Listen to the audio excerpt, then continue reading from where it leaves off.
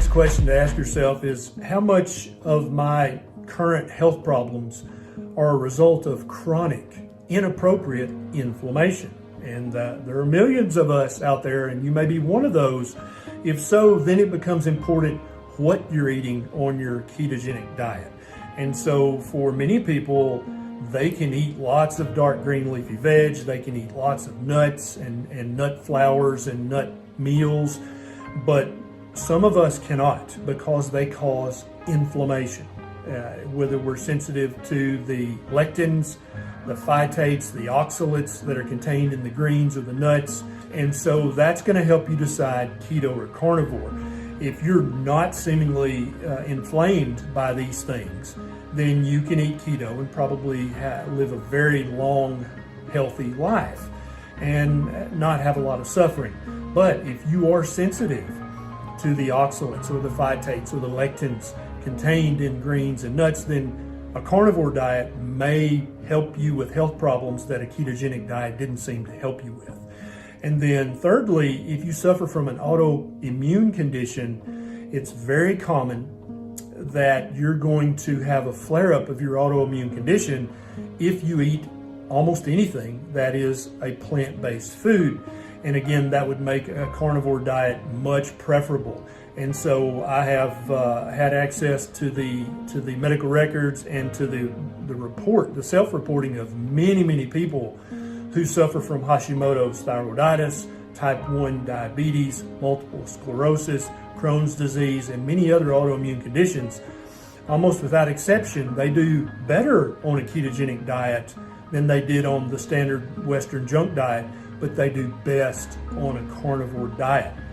And so you have to take all three of these things into consideration before you make the decision for yourself personally, which is better, keto or carnivore. Because the answer is, it depends on you. It depends on your current physiology.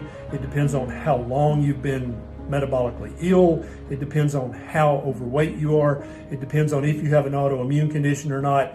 It depends on how much chronic inappropriate inflammation plays a part in your current disease processes. If you're currently eating a ketogenic diet that's full of nut flour muffins and bars and shakes and protein powders and lots of keto treats and fat bombs and lots of heavy cream, and you're not making any progress, then I would encourage you to remove all those things from your ketogenic diet and make sure your ketogenic diet consists only of real, whole, one ingredient foods.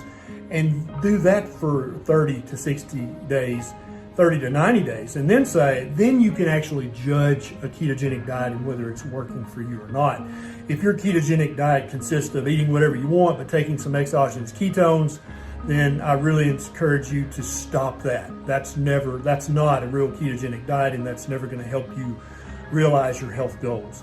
After 30 to 60 days of eating a real, whole, one ingredient ketogenic diet, if you're still suffering from chronic inflammation in your joints, in your gut, in your skin, then it's time to try a 30 to 90 day carnivore challenge and remove the nuts and remove all the plants from your diet to see if you can't get that inflammation under control. I bet that it will help a lot. And then thirdly, if you suffer from an autoimmune condition, I would probably skip all the keto and just go straight to a carnivore diet for 30 to 90 days. At the end of the 90 days on carnivore, depending on how much better you feel, which I predict is going to be a lot. So to sum up, the answer, which is better, keto or carnivore for you, it depends. It depends on how your health is currently. It depends on the levels of chronic inflammation in your body and whether they're caused by oxalates and phytates and lectins, or whether it's not. It depends on if you have an autoimmune condition. It depends on your gut bacteria, perhaps. This is Dr. Barry. See you next time.